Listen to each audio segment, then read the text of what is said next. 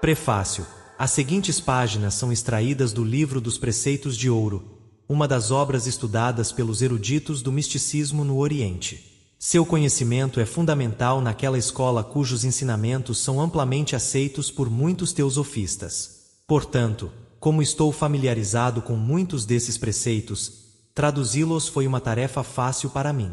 É amplamente reconhecido que na Índia, os métodos de desenvolvimento psíquico variam entre os gurus, professores ou mestres, não apenas devido à sua afiliação a diferentes escolas filosóficas, das quais existem 6, mas também porque cada guru possui seu próprio sistema, frequentemente mantido cuidadosamente em segredo. Entretanto, para além dos Himalaias, não há diferenças significativas nos métodos das escolas esotéricas, a menos que o guru seja meramente um lama, com pouco conhecimento além daqueles a quem ele ensina. A obra da qual extraímos os trechos que traduzi faz parte da mesma série que originou as estrofes do livro de Dzyan, base para a doutrina secreta, juntamente com o texto místico conhecido como Paramartha, o qual, de acordo com a lenda de Nagarjuna, foi ditado ao grande Alhá pelos Nagas, ou serpentes, nome dado aos antigos iniciados. O livro dos Preceitos de Ouro invoca uma origem similar. Suas máximas e conceitos, embora nobres e originais, são frequentemente encontrados em formas diversas em obras sânscritas, como o Jnaneshvari, um magnífico tratado místico, no qual Krishna descreve a Arjuna, com cores vibrantes, o estado de um yogi plenamente iluminado, e também em certos Upanishads. Isso é natural, visto que quase todos, se não todos, os maiores alyats, os primeiros seguidores de Gautama Buda, eram hindus e arianos, não mongóis, especialmente aqueles que emigraram para o Tibete. As obras deixadas apenas por Aryasanga são inúmeras. Os preceitos originais são gravados em lâminas oblongas finas.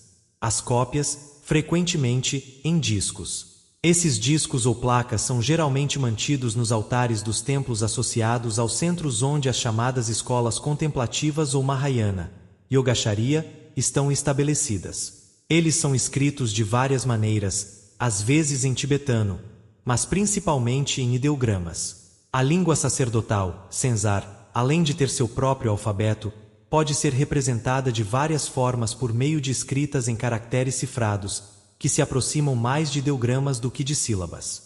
Um outro método, Lug, em tibetano, envolve o uso de números e cores, cada um correspondendo a uma letra do alfabeto tibetano, 30 letras simples e 74 compostas, formando assim um alfabeto criptográfico completo. Quando os ideogramas são empregados, há uma maneira específica de ler o texto, pois, nesse caso, os símbolos e sinais usados na astrologia, os 12 animais do zodíaco e as 7 cores primárias, cada uma com 3 matizes, claro, primário e escuro, representam as 33 letras do alfabeto simples, formando palavras e orações. Neste método, os 12 animais, 5 vezes repetidos e combinados com os 5 elementos e as 7 cores, compõem um alfabeto completo de 70 letras sagradas e 12 signos.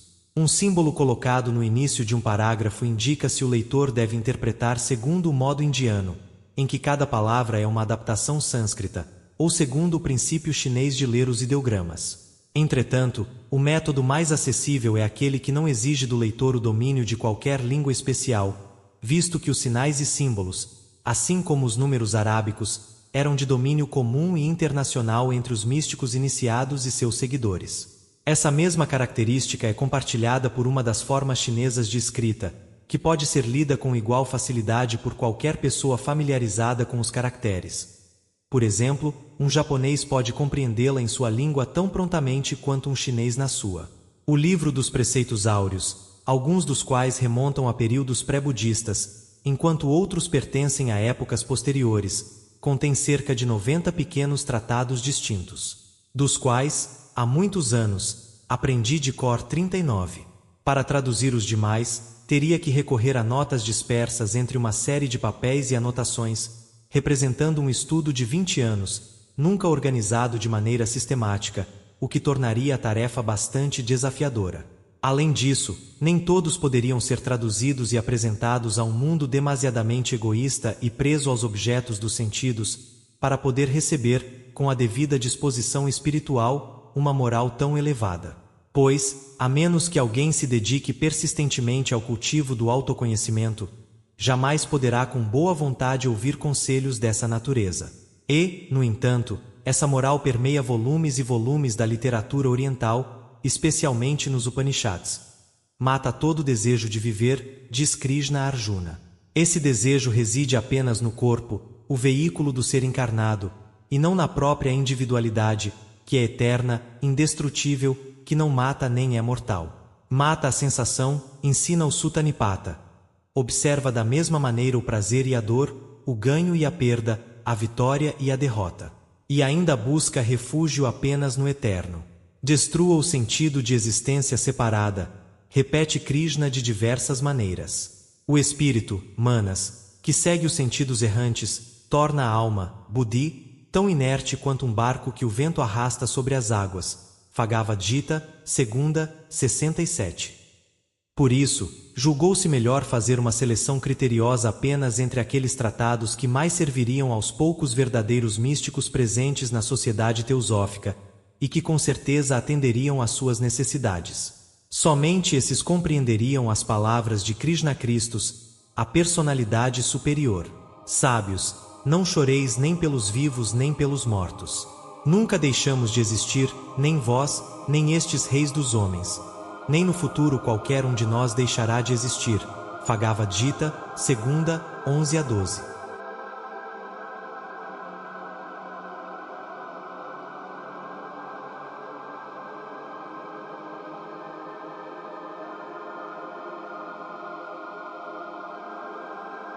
Primeiro fragmento. A voz do silêncio. Estas instruções são para aqueles que não conhecem os perigos dos Idji inferiores. Aquele que deseja ouvir a voz do nada, o som sem som, e compreendê-la, terá que aprender sobre a natureza do dharana.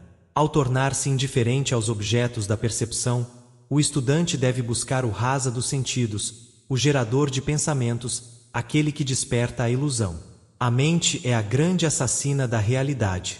Que o discípulo elimine esse assassino, pois quando a sua própria forma parece irreal para si mesmo, assim como todas as formas que vê em sonhos ao despertar, ele poderá discernir o som interior que suprime o exterior. Somente então ele deixará para trás a região do asa, o falso, para adentrar o reino do sati, o verdadeiro. Antes que a alma possa enxergar, é necessária a harmonia interior, e os olhos físicos devem ser privados de toda ilusão. Antes que a alma possa ouvir, o indivíduo deve tornar-se surdo tanto aos rugidos quanto aos sussurros, aos gritos de fúria dos elefantes e ao murmúrio prateado do pirilampo dourado. Antes que a alma possa compreender e recordar, ela deve primeiro unir-se ao falador silencioso, assim como a forma que é dada ao barro se une ao espírito do escultor. Pois então a alma ouvirá e recordará. E então, para o ouvido interno, falará a voz do silêncio e dirá: se a tua alma sorri, ao banhar-se no sol da tua vida, se a tua alma canta dentro da crisálida de carne e matéria, se a tua alma chora dentro do castelo de ilusão, se a tua alma luta para romper o fio de prata que a conecta ao mestre, sabe, ó discípulo, que a tua alma está presa à terra. Quando a tua alma se entrega ao tumulto do mundo, quando responde ao clamoroso eco da grande ilusão, quando se entristece ao ver as lágrimas quentes da dor, quando é ensurdecida pelos gemidos da angústia, quando se recolhe, como a tartaruga tímida, dentro da concha da personalidade, sabe, ó discípulo, que a tua alma é um santuário indigno para o seu Deus silencioso. Quando, fortalecida, a tua alma emerge do seu refúgio seguro. Quando, deixando o santuário protetor, estende o seu fio de prata e avança. Quando, contemplando a sua imagem nas ondas do espaço, murmura: isto sou eu, declara, ó discípulo, que a tua alma está aprisionada nas teias da ilusão. Esta terra, ó discípulo ignorante, é a câmara da tristeza, onde, pelo caminho das duras provações, existem armadilhas para prender o teu eu na ilusão, chamada a grande heresia. Esta terra não é senão a melancólica entrada para aquele crepúsculo que precede o vale da verdadeira luz, essa luz que nenhum vento pode extinguir, que arde sem óleo nem pavio.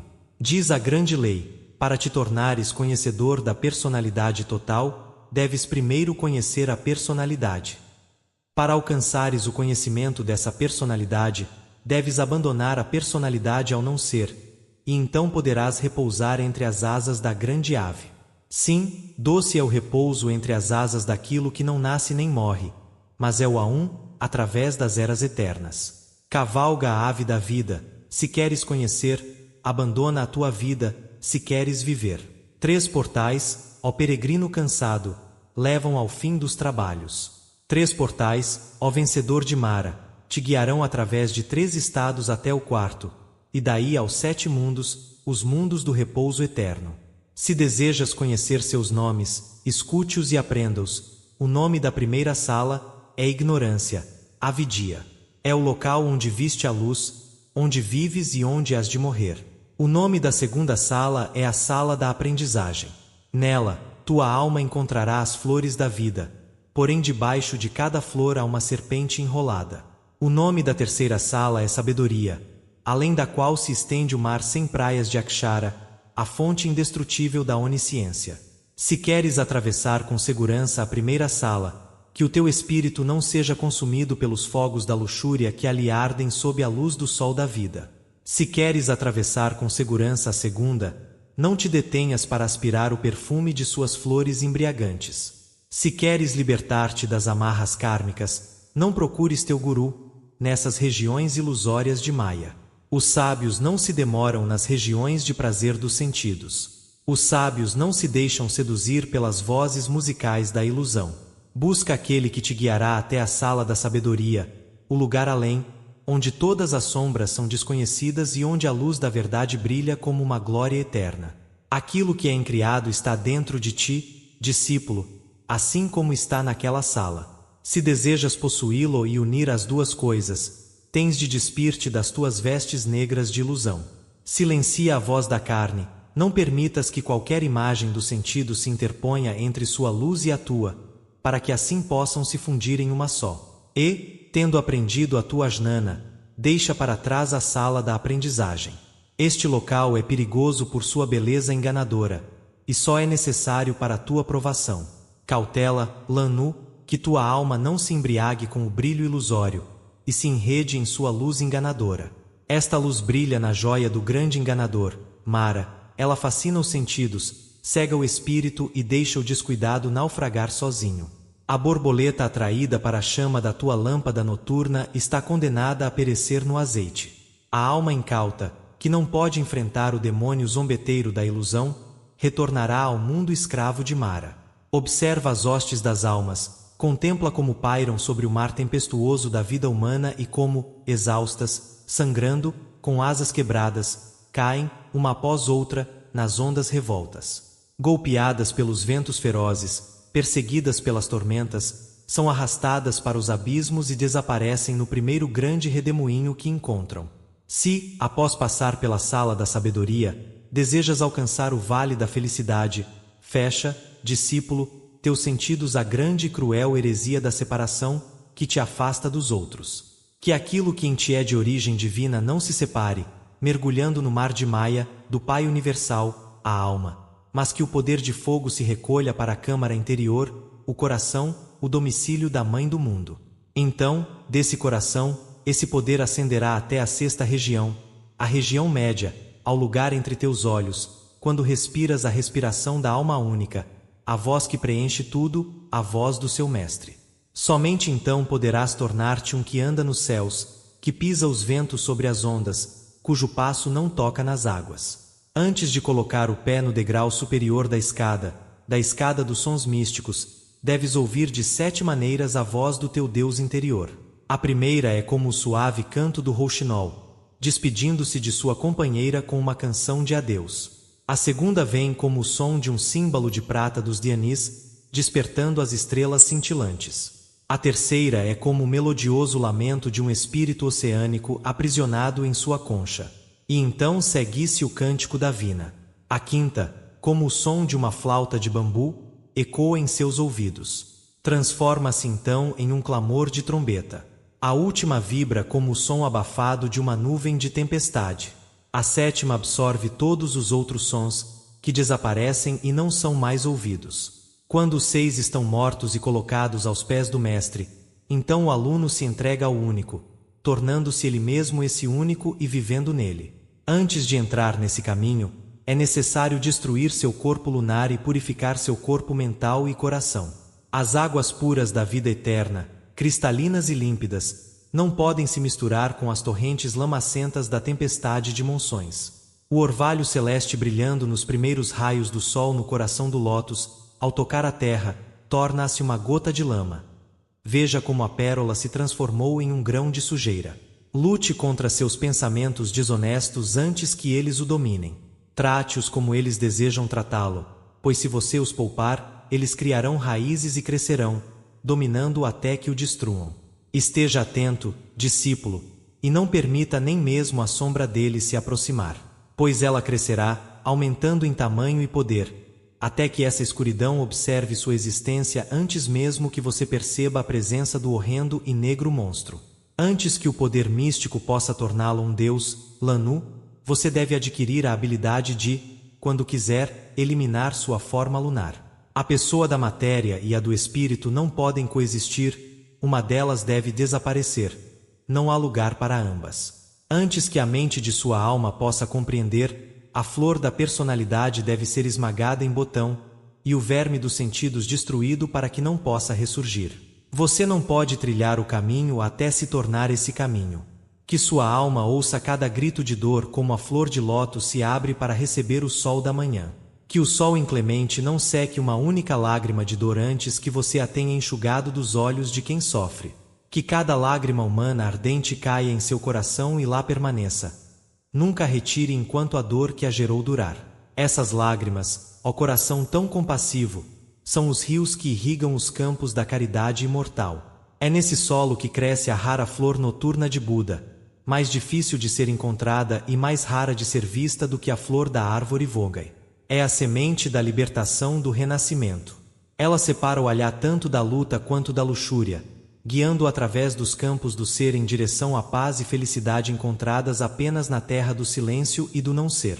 Mate o desejo, mas se o fizer, tenha o cuidado de que não renasça da morte. Mate o amor pela vida, mas se matar tenha, que não seja por um anseio por vida eterna, mas para substituir o efêmero pelo eterno, não deseje nada. Não te revoltes contra o karma nem contra as leis inalteráveis da natureza, mas combate apenas o pessoal, o transitório, o efêmero e o que é destinado a perecer. Coopera com a natureza e trabalha em sintonia com ela, e a natureza te reconhecerá como um de seus colaboradores, obedecendo-te. Ela abrirá amplamente diante de ti as portas de seus recônditos mais secretos, revelando a ti os tesouros ocultos nas profundezas de seu seio virgem. Imaculada pela mão da matéria, ela desvela seus segredos apenas aos olhos do espírito, os olhos que nunca se cerram, os olhos para os quais não há véu em nenhuma de suas dimensões. Então ela te mostrará o caminho e a senda, desde a primeira porta até a sétima, e além dela, onde resplandecem glórias indizíveis, banhadas pelo sol do espírito, visíveis apenas ao olhar da alma. Existe apenas uma via para o caminho. Somente quando alcançares o fim poderás ouvir a voz do silêncio. A escada que o candidato ascende é constituída por degraus de sofrimento e dor. Estes só podem ser superados pela voz da virtude. Ai de ti, então, discípulo, se ainda guardas um único vício, pois a escada cederá sob teus pés e te fará cair. Sua base repousa no lodo dos teus pecados e falhas, e antes de atravessar o abismo da matéria, precisas purificar-te nas águas da renúncia. Cuida para não colocar um pé sujo no primeiro degrau da escada. Ai daquele que profana um degrau com pés lamacentos. A lama vil secará, tornar-se-á aderente e o prenderá ao degrau. Como uma ave presa na armadilha do caçador, será impedido de progredir. Seus vícios tomarão forma e o arrastarão para baixo, e seus pecados ecoarão como o riso e o soluço do chacal ao cair da noite. Seus pensamentos se converterão em um exército que o conduzirá como um escravo cativo. Domina teus desejos, Lanu. Torna teus vícios impotentes antes de dar o primeiro passo na jornada solene. Silencia teus pecados, torna-os mudos para sempre, antes de iniciar a subida.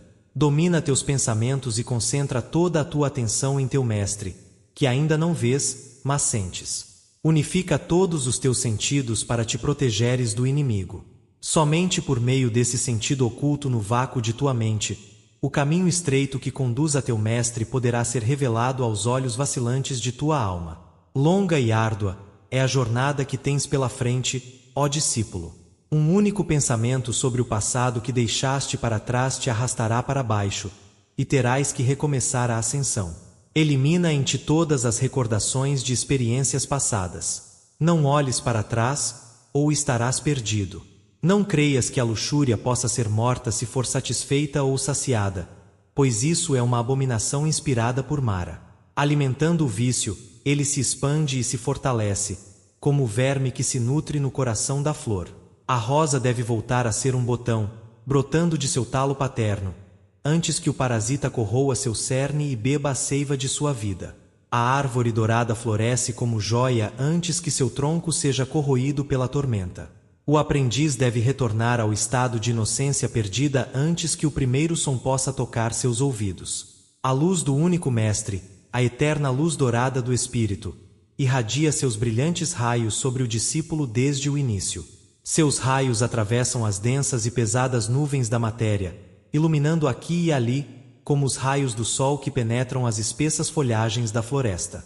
Mas, ó discípulo, a menos que o corpo esteja passivo, a mente lúcida, a alma firme e pura como um diamante cintilante, o esplendor não alcançará a câmara interior, sua luz solar não aquecerá o coração, nem os sons místicos das alturas acásticas chegarão aos ouvidos, por mais atentos que estejam no estágio inicial. A menos que ouças, não poderás ver. A menos que vejas, não poderás ouvir. Ouvir e ver constituem o segundo estágio. Quando o discípulo vê e ouve, cheira e saboreia com os olhos fechados, os ouvidos tapados, o nariz e a boca vedados. Quando os 4 sentidos se fundem e estão prontos para se tornarem o quinto, o do tato interior, então ele avança para o 4º estágio. E no quinto, ó conquistador de pensamentos, todos eles devem ser novamente eliminados até que não possam mais ressuscitar. Retira a tua mente de todos os objetos externos, de todas as visões externas. Suprime as imagens internas para que não lancem uma sombra sobre a luz da tua alma. Estás agora em Dharana, o 6º estágio. Quando alcançares o 7º, ó bem-aventurado, não mais verás os 3 sagrados, pois tu mesmo te tornaste esses 3. Tu e a mente, como gêmeos na linha, com a estrela que te guia brilhando acima, nas alturas. Os 3, que habitam na glória e na felicidade indescritíveis, agora perderam seus nomes no mundo de Maia, tornando-se uma única estrela, o fogo que arde sem consumir, o fogo que é o substrato da chama. E isto, ó praticante de sucesso, é o que os homens chamam de Dhyana, o verdadeiro precursor do Samadhi. Agora, tua personalidade se dissolve na personalidade, tu te fundes com aquela personalidade de onde inicialmente irradiaste. Onde está a tua individualidade, Lanu? Onde está o próprio Lanu? É a faísca perdida no fogo, a gota no oceano, o raio de luz que se torna o todo e o brilho eterno. E agora, Lanu, tu és o agente e a testemunha, o que irradia e a irradiação, a luz no som e o som na luz.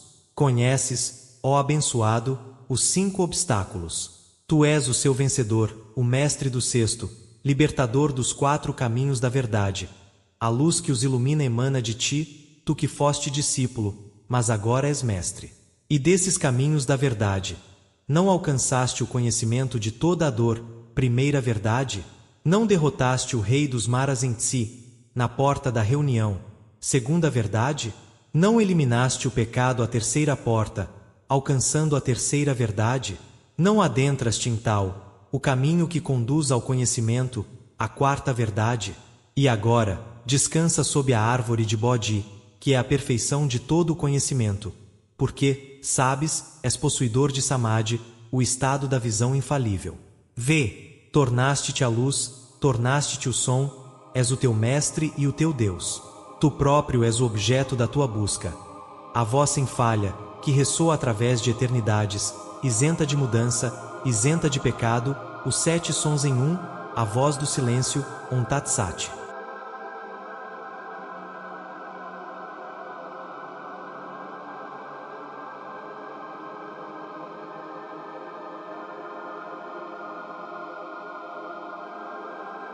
Segundo fragmento. Os dois caminhos e agora. Ó Mestre da compaixão, ensina o caminho aos outros homens. Olha, todos aqueles que, batendo a porta para serem admitidos, esperam na ignorância e na escuridão ver abrir-se a porta da suave lei. A voz dos aspirantes. Não irás tu, Mestre da tua própria misericórdia, revelar a doutrina do coração? Recusar-te-ás a guiar os teus servos até o caminho da libertação? Diz o Mestre, os caminhos são 2, as grandes perfeições 3, 6 as virtudes que transformam o corpo na árvore da sabedoria. Quem se aproximará delas? Quem primeiro entrará nelas? Quem primeiro ouvirá a doutrina dos 2 caminhos em um, a verdade sem véu sobre o coração secreto? A lei que, rejeitando o aprendizado, ensina a sabedoria, revela uma história de dor. Ai de nós, que todos os homens possuam a laia, sejam um com a grande alma, e que, possuindo-a, a laia sirva tão pouco. Observa como, assim como a lua se reflete nas águas tranquilas, a laia é refletida pelos pequenos e pelos grandes, espelhada nos átomos mais ínfimos, e contudo não consegue alcançar o coração de todos. Ai de nós, que tão poucos sejam os homens que se beneficiem do dom sem preço, de aprender a verdade, a verdadeira percepção das coisas existentes, o conhecimento do não existente. Diz o discípulo: ó Mestre, o que devo fazer para alcançar a sabedoria? Ó sábio, o que devo fazer para alcançar a perfeição? Busca os caminhos. Mas, ó Lanu, sê puro de coração antes de iniciar tua jornada. Antes de dar o primeiro passo, aprende a distinguir o real do falso, o transitório do eterno.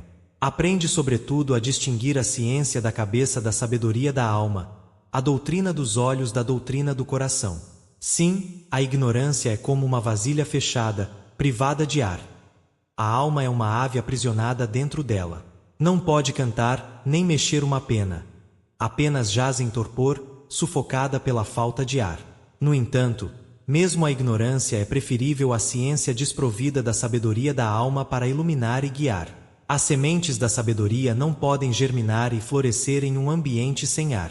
Para que o espírito possa viver e absorver experiências, ele necessita de espaço, profundidade e direção fornecida pela alma de diamante. Não busques esses direcionamentos no reino de Maya. Eleva-te além das ilusões, busca o eterno e imutável Sati, desconfiando das falsas sugestões da fantasia. Pois a mente é como um espelho. Enquanto reflete, também se cobre de pó. Ela requer que as brisas suaves da sabedoria da alma limpe o pó das nossas ilusões. Busca, ó principiante, a união da tua mente e da tua alma. Afasta-te da ignorância e das ilusões. Volta-te das decepções do mundo.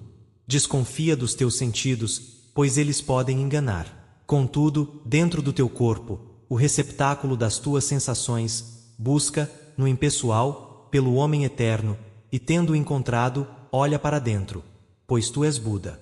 Rejeita o aplauso, ó crente, pois ele conduz à ilusão do ego. Teu corpo não é tua personalidade.